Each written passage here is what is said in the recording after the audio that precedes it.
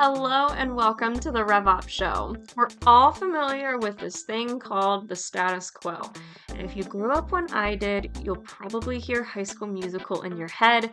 At least that's what happens to me. All I keep hearing is if you want to be cool, follow one simple rule, don't mess with the flow, stick to the status quo.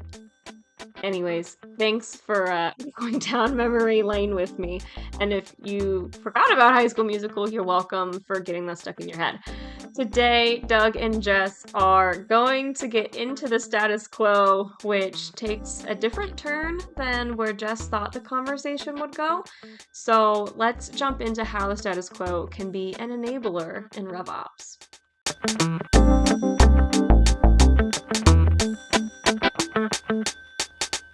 It's time to get things started on the most sensational, inspirational, celebrational, motivational. This is what we call RevOps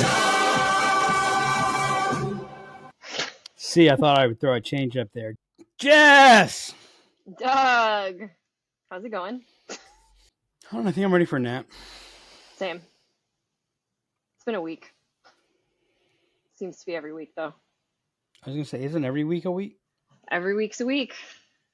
Accurate. See, Jess, in the world of fast growth, an hour is a day, a day's a week's a month, and a month is a quarter. Yeah. A quarter is a year is a decade. Wow. A decade is a score. Millennia? Oh, a score. Okay. Millennia, that'd be 1,000. It would.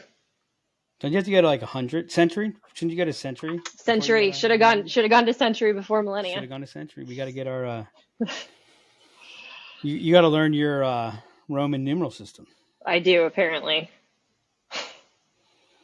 I'll go beef up on that for the next episode. So what's happening in the world of Godliness? Oh my God. I don't know. I was sick this week. I'm home. I'm a single parent for part of the week because my husband's traveling. So that's probably why I'm like, it's been a more disruptive week for me than usual.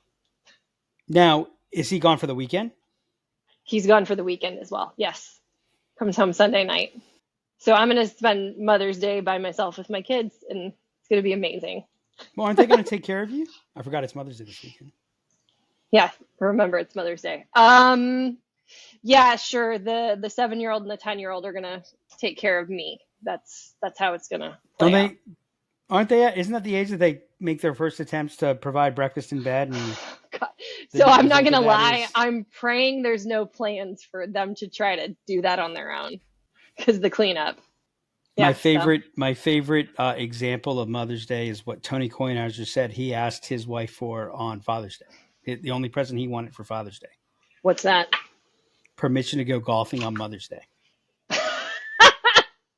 Nice. Nice. And that is what makes Tony Kornheiser Tony Kornheiser. So what are we talking about today, Jess? I want to talk about whether... You said I wasn't allowed to do a rant, so... I did say that. We've had enough rants on the... I don't know. This might be rant worthy. We'll see. Oh. I want to talk about whether the status quo is your real adversary in sales. Okay, so why don't you give everybody a little bit of context? Tell me what you're thinking. What's leading to the question? Let's frame it up. So we talked about it in CRM implementation for sure, which is, there's obviously the choice of what you buy, but then there's also the choice to not move forward and just maintain status quo.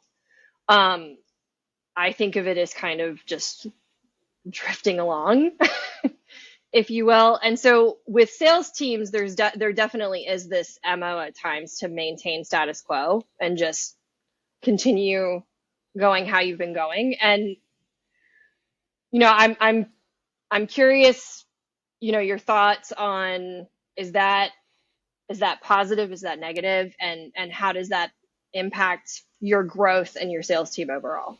There's a lot of different angles to take this. One thing I want to point out is that there's there's always the option to make no decision. No decision does not equal status quo. No decision does not equal stick with the status quo. Sometimes stick with the status quo is a sample of no decision. Mm-hmm. But oftentimes no decision is actually just indecision. Okay. How And is that different? When you talk about status quo and you're looking at status quo, you deal with what's called status quo bias. Okay. And status quo is the bias. It's the old phrase, the devil you know is better than the devil you don't know. Yep. One reason that people don't change things to better is because, well, I might not love what I have, but at least I know what I have. And now you're asking me to go to the unknown. So there's a status quo bias, which is, to be able to break status quo, the case has to be made, and the system has to be structured so that, the case for change is understood. And basically what it comes down behaviorally is the pain of not changing has to be greater than the pain of changing. So you've got status quo bias when, or you're experiencing the status quo phenomena when the choice for change hasn't been, or the case for change has not been sufficiently built or accepted. Indecision is you have built the case, right? There is the acknowledgement that change is needed, that you want change, that change is necessary, but you still don't take action, or you still don't change. Again, the net might be the same, but Right. the cause is very different. And more importantly, what you need to do in that situation is also very different. And the problem is most people treat it like, most people treat no decision or indecision as all status quo. It's status quo. And we can get into that if that's where you want to go. The other aspect when you said is status quo your enemy, from a sales perspective, Mm-hmm.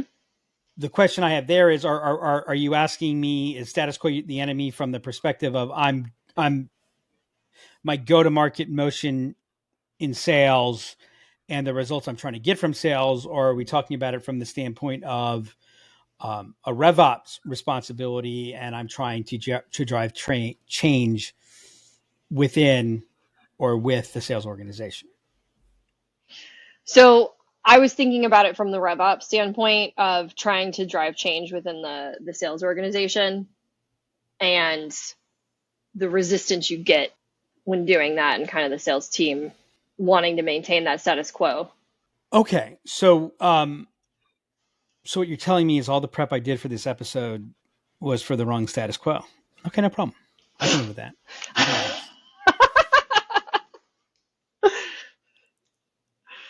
So RevOps is charged with bringing change. And the question is the status quo your enemy? Yeah. What are the other options? If it's not the enemy, what is it? Well, if it's not your enemy, then it's your friend. Okay, it's a very binary viewpoint, but that's fine. There's two answers that are going through my head. Mm-hmm. One is, the first is it's the wrong question. And the reason I say that is because it is. The status quo is. What do you mean the status quo is? The status quo is not working for you or against you. Mm-hmm. It's just there. Okay. And so if you manage the process correctly, it's your friend. And if you manage it incorrectly, it's your enemy. But if you're trying to drive change and there's this want to maintain status quo, aren't those two opposing forces? Isn't that stopping you from being able to move forward and make a change? So are you talking about inertia? Yes. Does the status quo equal no change? Well, the way I think about it does, because that means you're just maintaining what you've been doing this entire time. And that, Jess, is why they pay me the big bucks. And that, Jess, is why the two people from Italy said, I am my God. famous one. The famous one. So, Jess, if we stuck with the status quo here, mm-hmm. We're working on a bunch of things. So if we said, you know what, screw that, we're just staying with the status quo. Does that mean 2 weeks from now, there's not going to be any change? Nothing's going to be any different? Well, that's like, okay.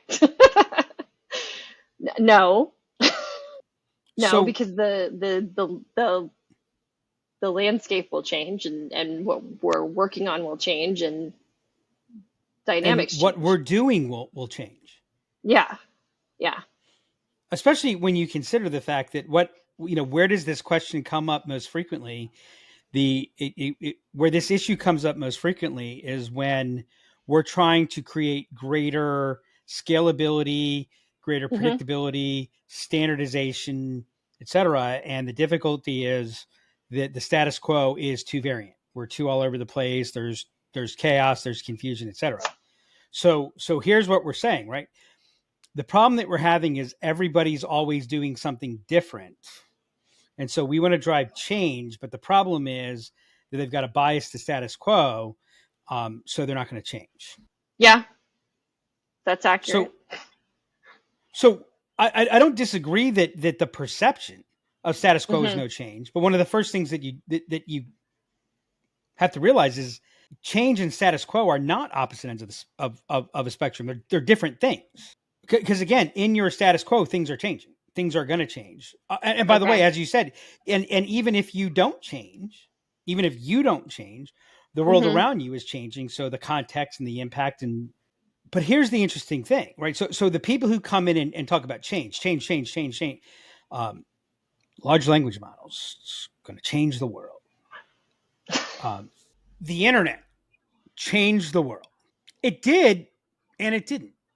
Why do So you tell me what actually changed.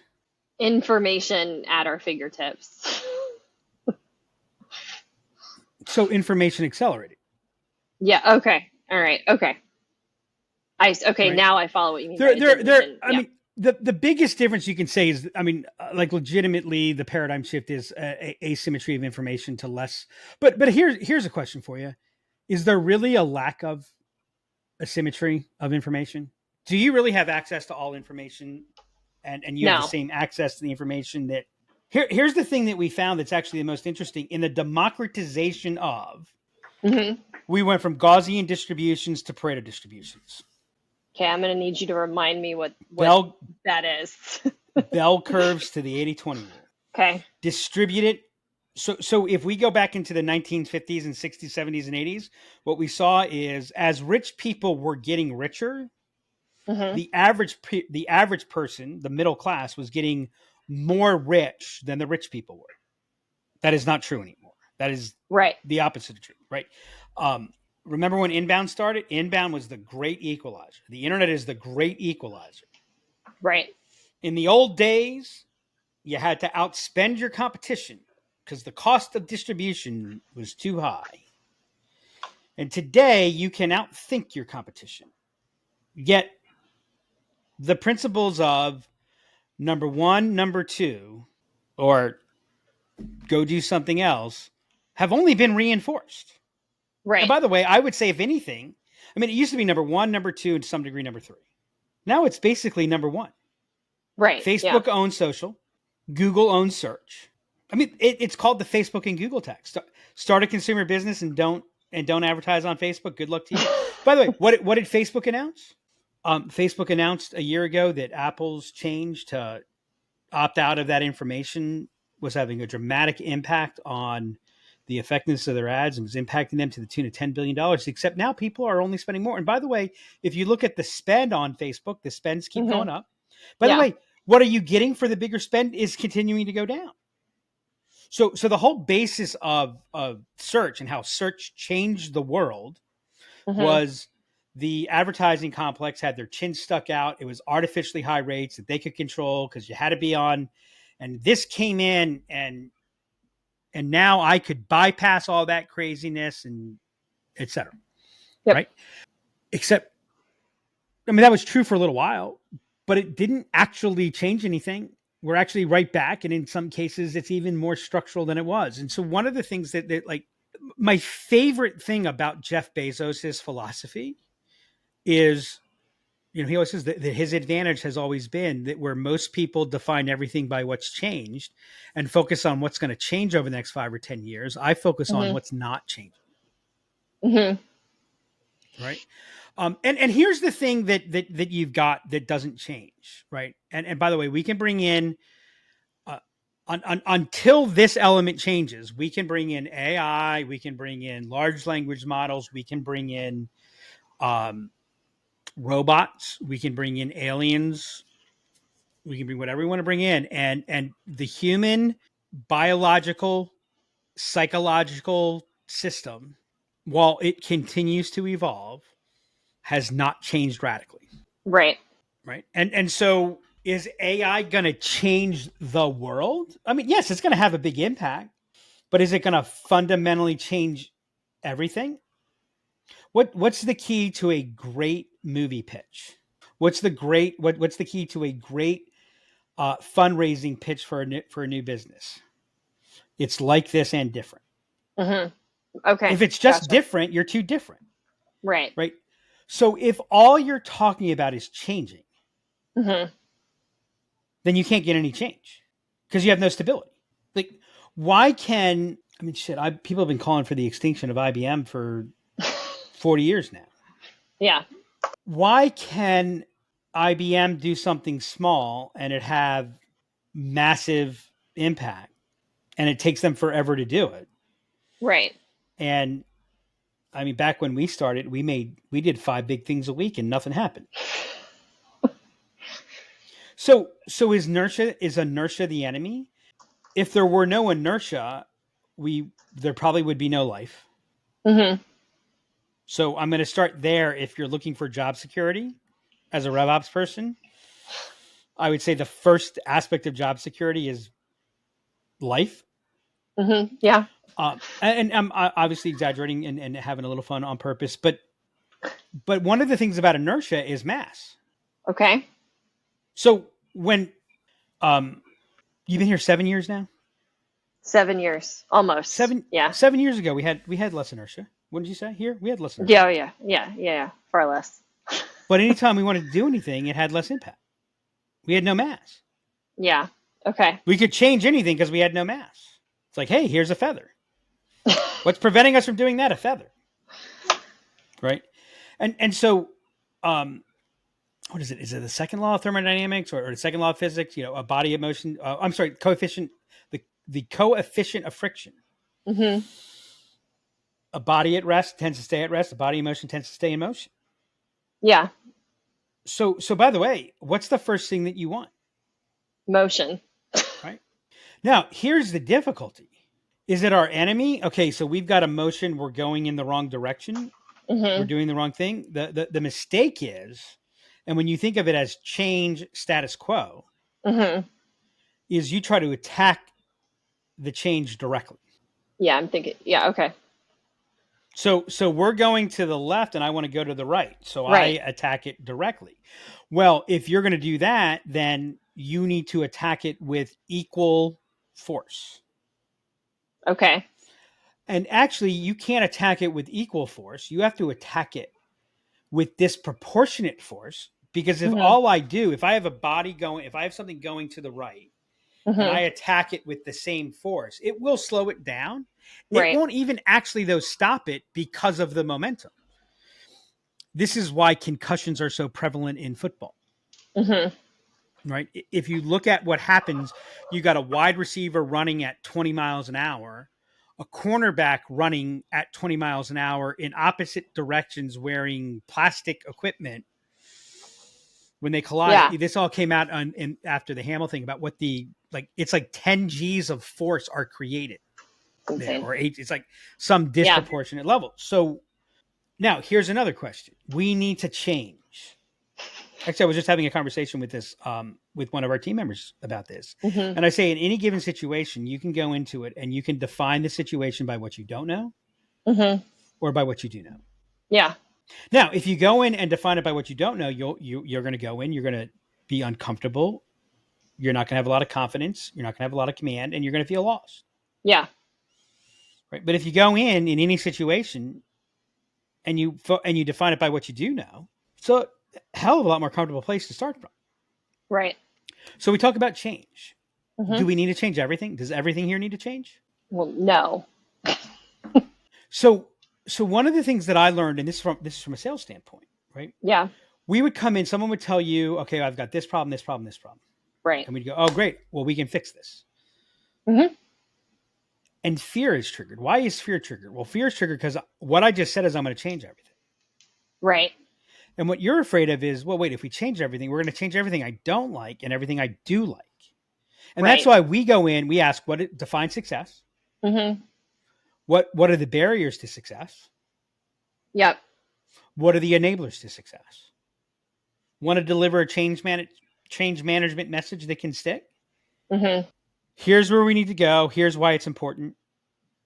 To get there, Mm-hmm. we need to overcome, address, fix, change these things, the barriers, Yep. while reinforcing and strengthening these things. Right. Okay. Right. And so the other problem is if you're focusing on change, you're communicating the disruption, you're communicating the instability. Yep. And what's happening there is you've also eliminated context. I have no context if you're changing, because if you're we talked about this before. AI is going to change everything. Mm-hmm. What this means is, Mm-hmm. well, if it's going to change everything, then you don't know what it means. It's this but different. It's that concept. Okay. Right. Gotcha. Well, and by the way, there are some things that I think are going to have, Copernican Mm-hmm. impacts. Yeah. Right. I'm just trying to use really big SAT words on the podcast today, so that You're making everybody use Google today. Copernicus was the person who made the observation that the universe didn't rotate around Earth. We rotated around the sun. Right. By the way, that changed everything. It changed everything. And so you cannot predict, you can't even postulate everything changing. Right.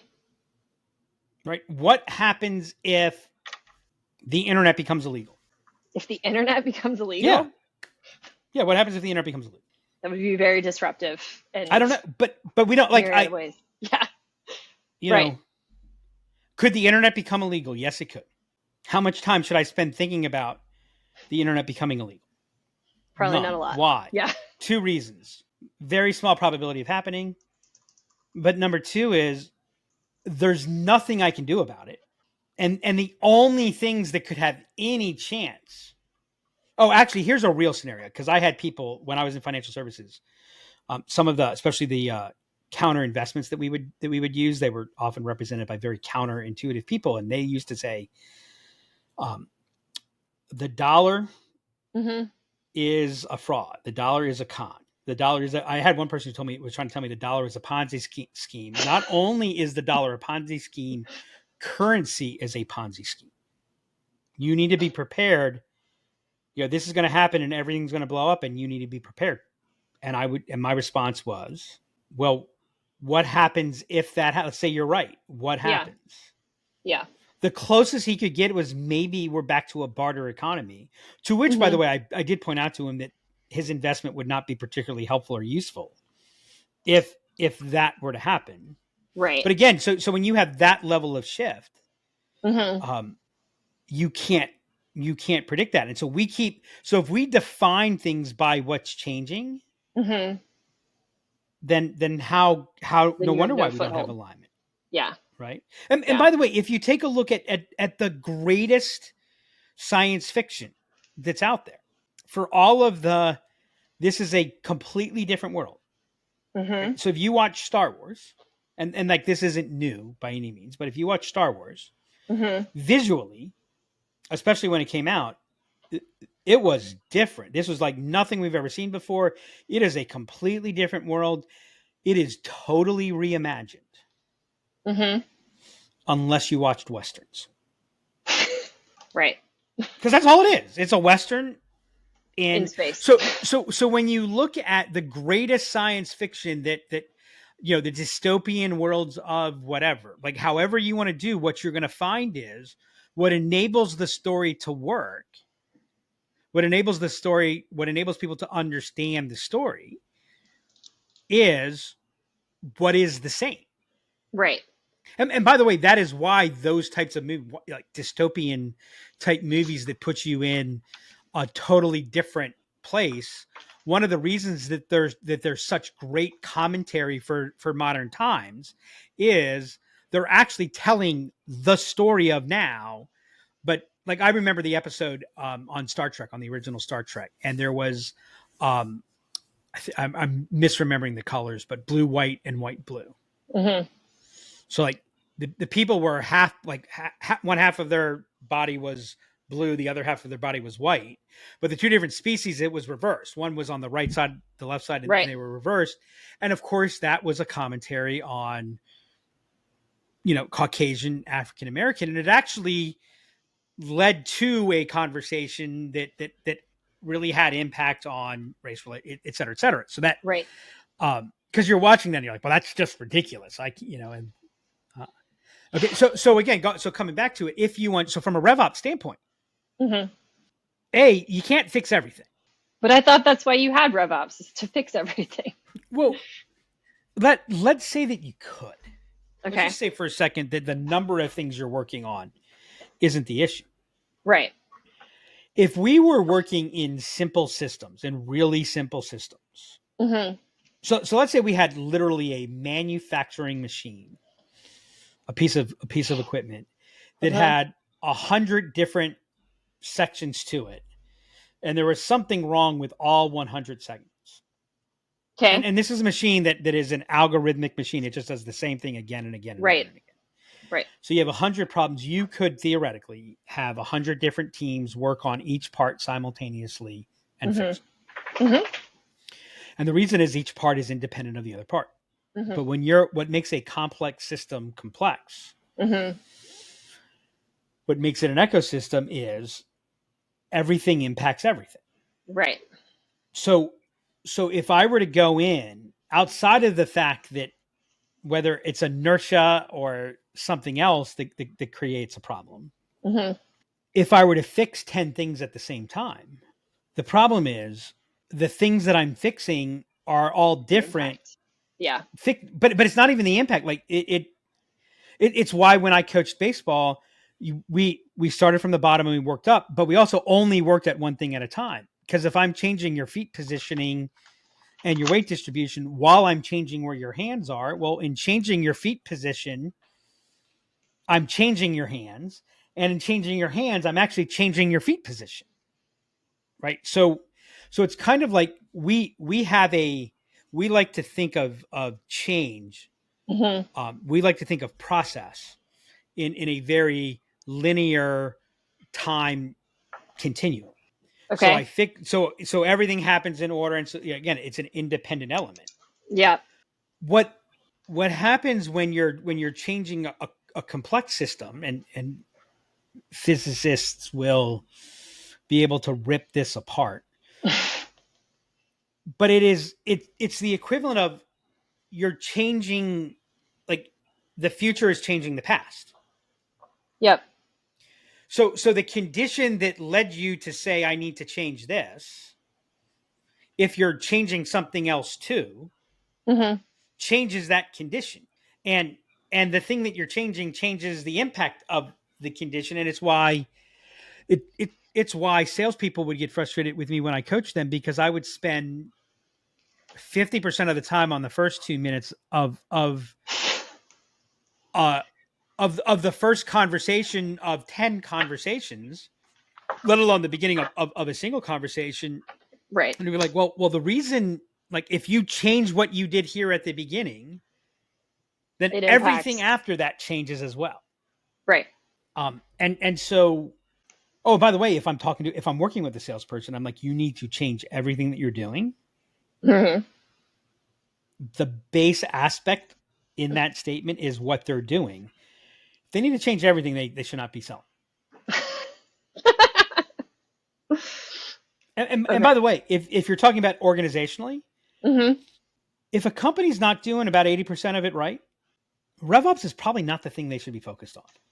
Right? RevOps is a good to great discipline. It is not a completely fucked up to, because I've got news for anybody out there in RevOps. Product market fit is not a RevOps issue.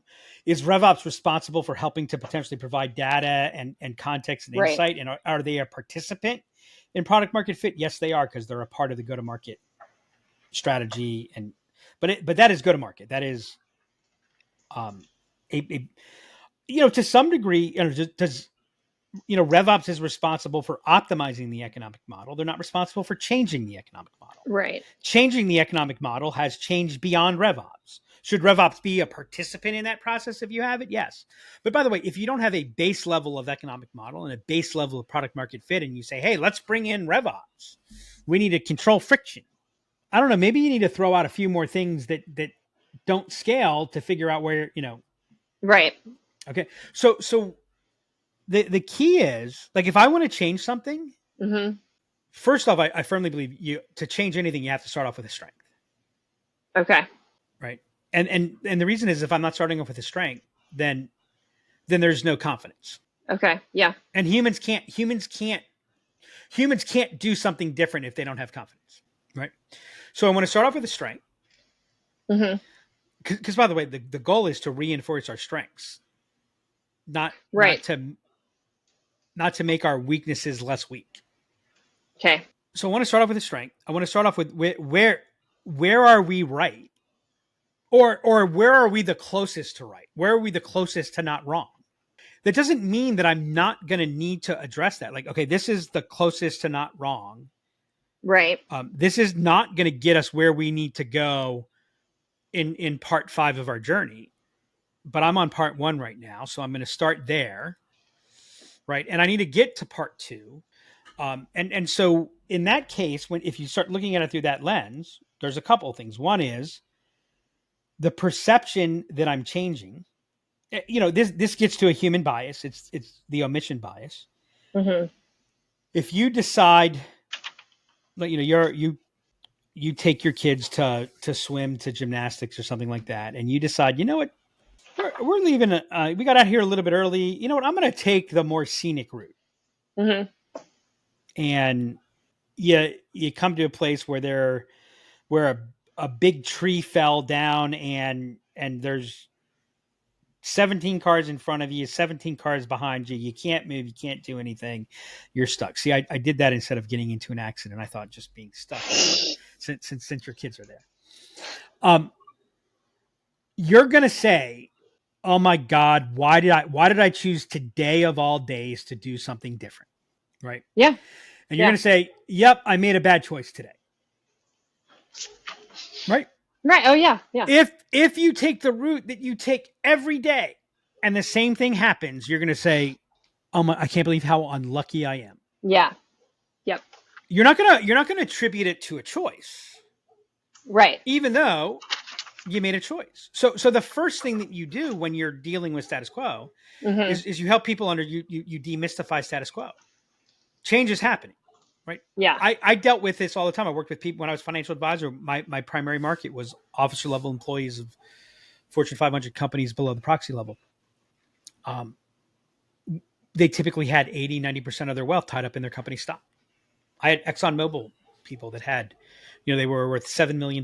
They had 5.8 million of it in ExxonMobil stock.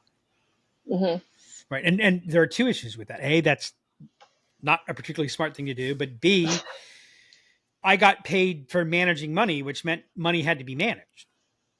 So I got a client, he's got $7 million, but he's not doing anything with it. What would happen, it was always be if, a stock like ExxonMobil was always either in a rally or going down.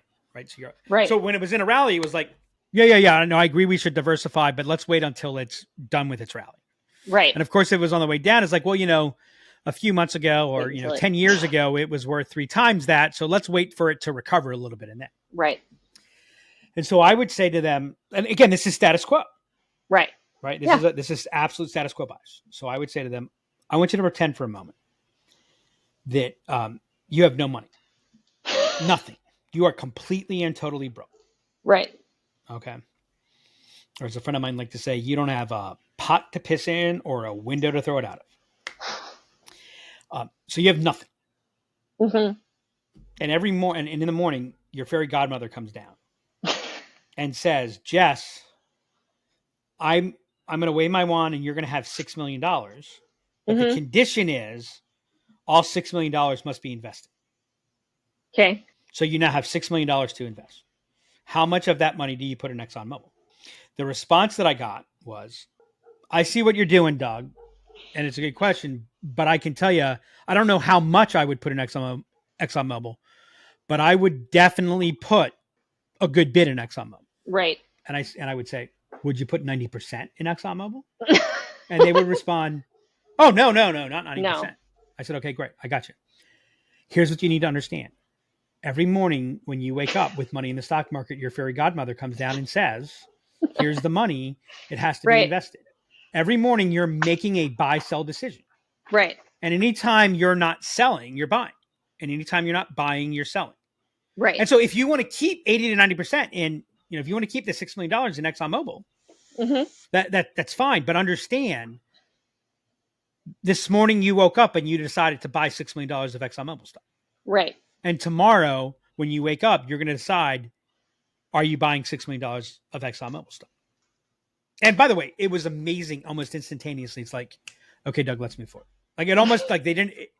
And all I did was I penetrated that. So okay. Now, what I also did was I leveraged status quo. What was their status quo? Well, they were worth $6 million. Right. They were financially very comfortable. By the way, the issue that happened for them was these people never set out. Like most of them never thought they were going to be worth $1 million, let alone $6 million. Yeah. Right? They were engineers who were interested in something and all of a sudden, by the way, ExxonMobil had a cash value pension, which was responsible for a lot of it. And so the thing was, like, all of a sudden they woke up one day. Thomas Stanley calls it the accidental millionaire. They woke up one day and, they were worth $1 million. The thing was, they didn't know how they got it because they didn't do anything. Right. Well, what's connected to that is that it makes it mysterious. So I don't know how I got it. So my natural fear is because it came to be miraculously, it could disappear miraculously. And by the way, that was literally the fear.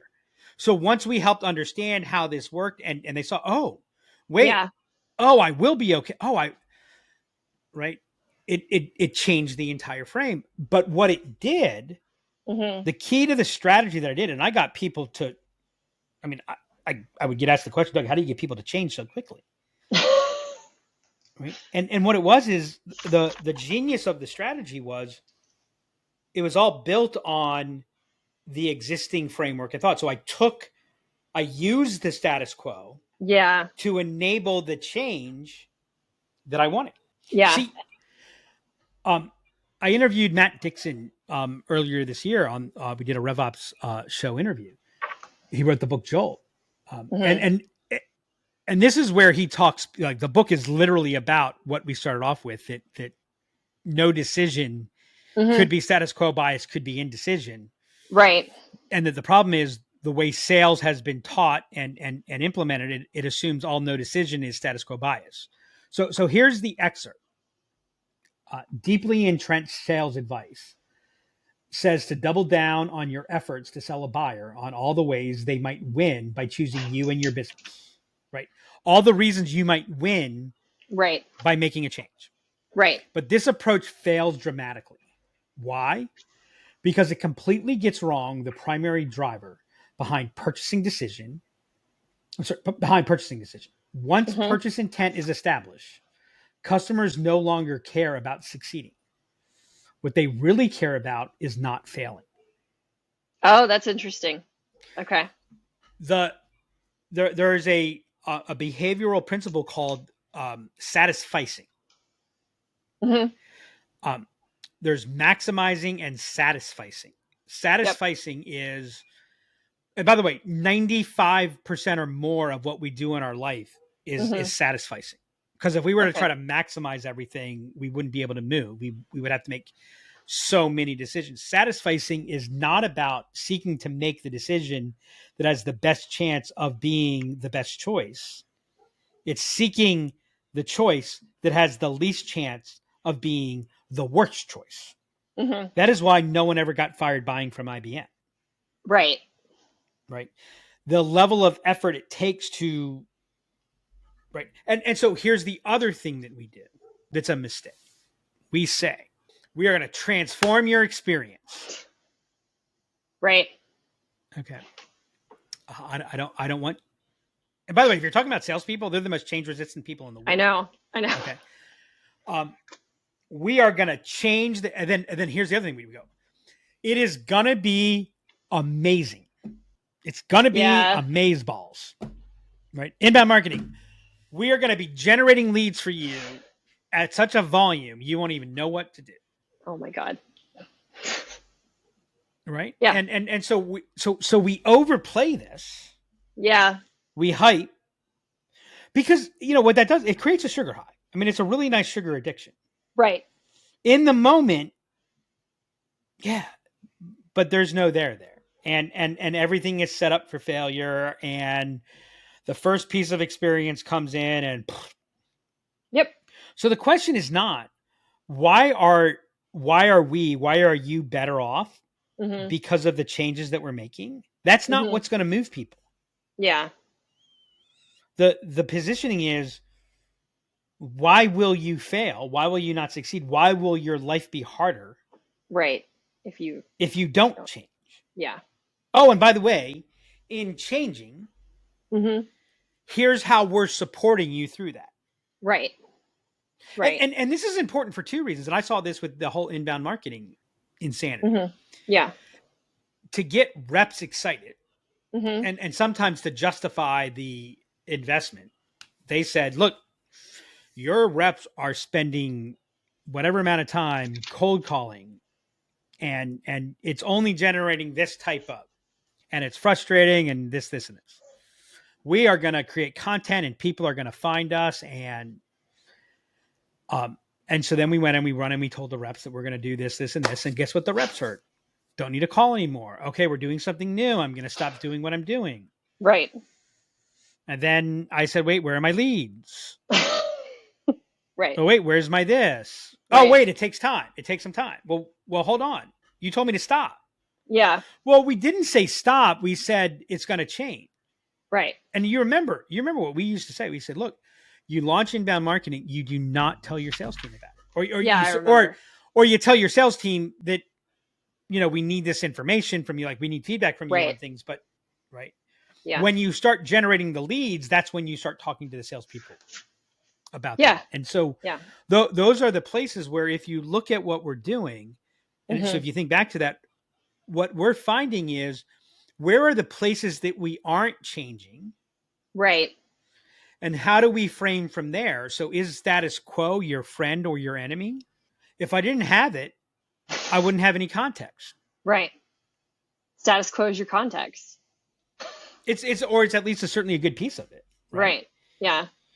No, so it's interesting because I hadn't thought about this before in relation to status quo, but like for implementations, if you look at this, we go from one system to another, and at launch, we're frequently trying to replicate the functionality in that previous system in the new one just to be able to get that foothold and that understanding of how it translates.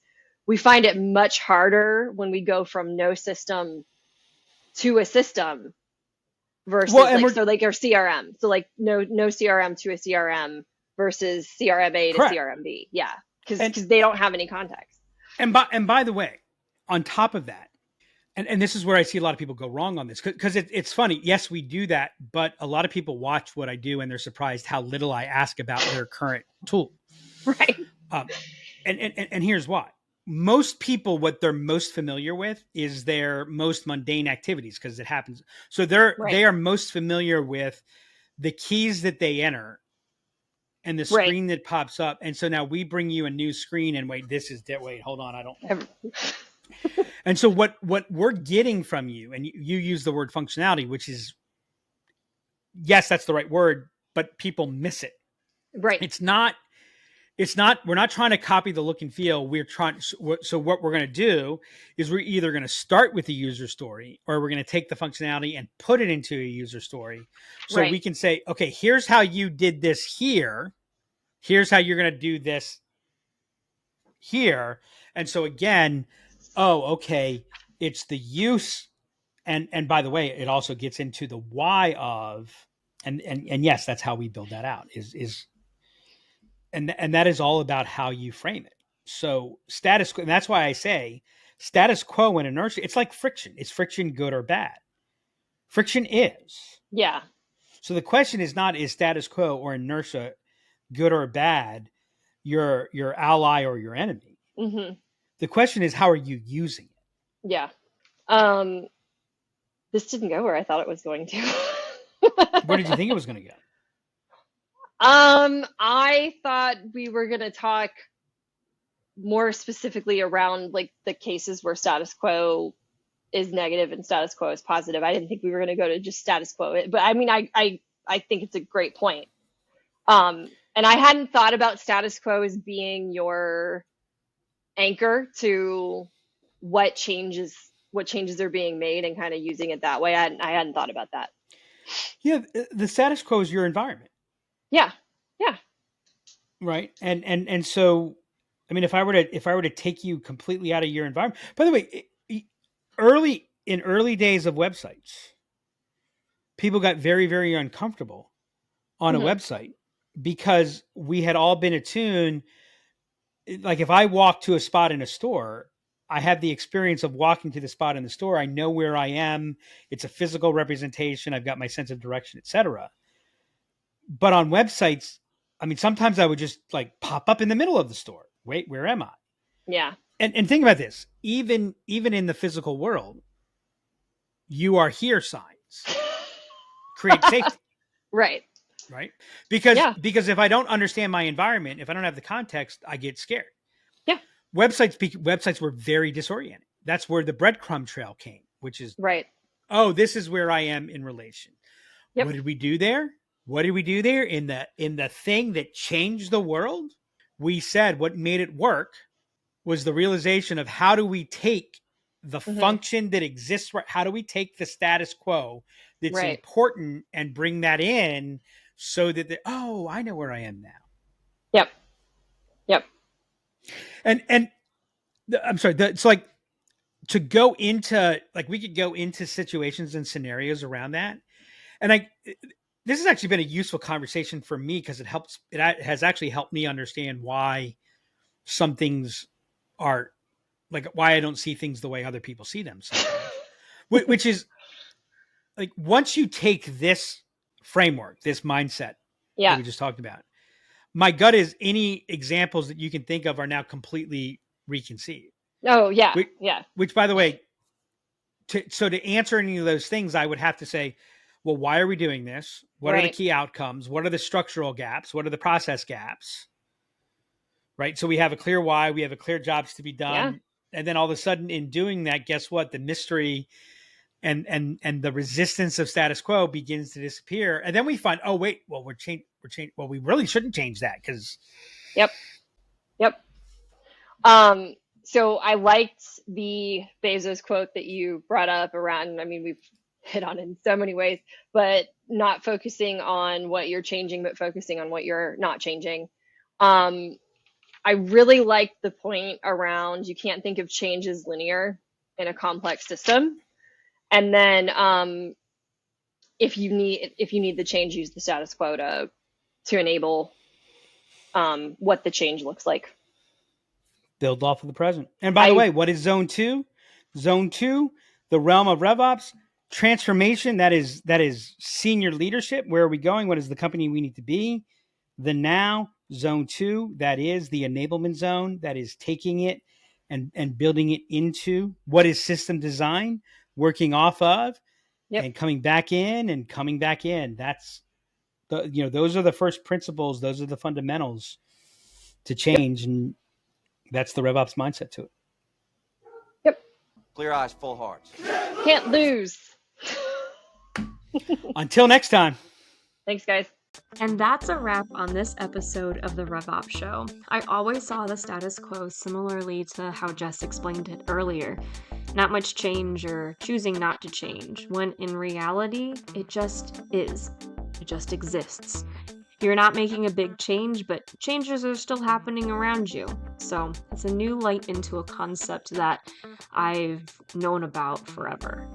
If you enjoyed this episode, please make sure to go subscribe on Spotify or Apple Podcasts or wherever you listen to us.